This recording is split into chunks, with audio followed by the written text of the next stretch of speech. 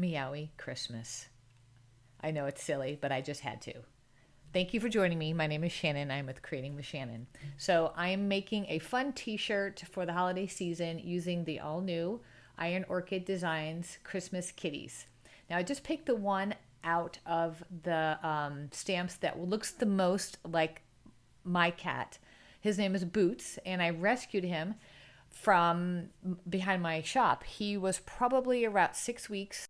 He was in rough shape, dehydrated, malnutritioned, and was enduring the torrential Florida rains and Florida heat. So when this new stamp came out, I just knew I had to use it, and I had to make something that resembled my Bootsy cat. So first, I just brushed down a little bit of chalk paint onto the stamp, and then I applied it to my shirt. I chose chalk paint because, as you know, chalk paint doesn't come out of clothes. I also use the IOD ink. It just depends on the project. So whenever you're making something, I always like to have an example, a sample board, so I know what it's going to look like. So I went ahead and I just used some ink, and I'm stamping the kitty. I'm going to put it on a piece of paper just so I can see what my layout is going to look like. When you're stamping on paper, you always get a nice cushion. When I found Boots outside, I wasn't really a cat person, but I knew that I could not leave him outside. I figured he would make a great shop kitty. So anytime that I'm going to put words on a project, I always make sure I use a thin mount. Thin mounts are really good because it helps you line up letters perfect, or you can see on this thin mount there's also curves, so you can curve your words. So what I did was I wrote out what I was going to put on the shirt, and then I counted up how many letters there are. That way I knew where the center is and where I can start when I start putting the letters on my thin mount.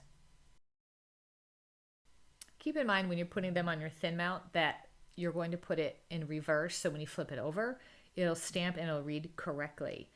All right, so I'm going to go ahead and get my letters and stick them on this thin mount, following the curve of the thin mount. And then because it's only one set of letters, and I need 2 M's and 2 S's.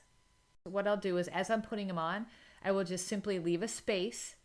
That way I can come back and put the letters exactly where they go, remove the other letters, and then stamp, and it'll give me the perfect placement for the letters.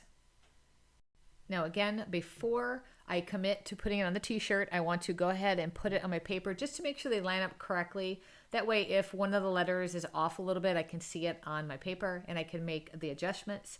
So I'm just going to give it a little bit of ink, and I'm going to test it right here on the paper, and let's see how it turns out. Now we're going to go back and add the M and the S to our Christmas. So what we need to do is we need to remove the M and the S, and we're going to put it where they go on the thin mount. And then once we get it where we left the placeholders, when we put it down, we'll go ahead and remove the other letters, so we just have the M and the S on the thin mount, and we can line it up and we'll get the right impression. Okay, so we've practiced, we know how to do it. Now what we're going to do is we're going to put it on our t-shirt. We're going to be following the exact same steps. Now just keep in mind though that your fabric is way different than the paper, so it doesn't give quite the impression it does on the paper, but it still gives a good impression. Just make sure that you do push firmly on each letter to make sure you get the best imprint that you can. So here it is, all nice and stamped. It's dry. Now it is time to paint. Let's have some fun, and I'm going to make this kitty look just like my Bootsy cat. So what I'm going to do is I'm going to put this little piece of plastic down, just because I know me and paint, and I can get a little sloppy. So this will stop any drips that I might get when I'm painting my cat. So my cat is an orange cat, so I'm using the orange fabric paint. If you water down your paints, I've made this mistake before, be careful, because it can spread and it will go into the fibers of your fabric, and it will not stay in the lines.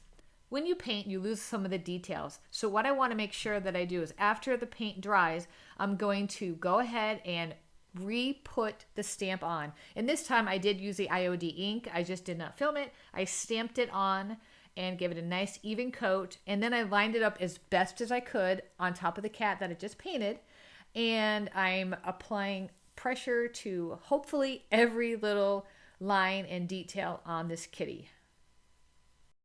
When you remove the stamp, you'll see the details pop over the paint that you just laid on it. I'm happy to say that Boots adjusted well at our house. He even made best friends with our dog, Dodger. Now is the fun part, actually being able to wear it. I cannot wait for Christmas so I can wear this and show off my Bootsy cat with Meow-y Christmas.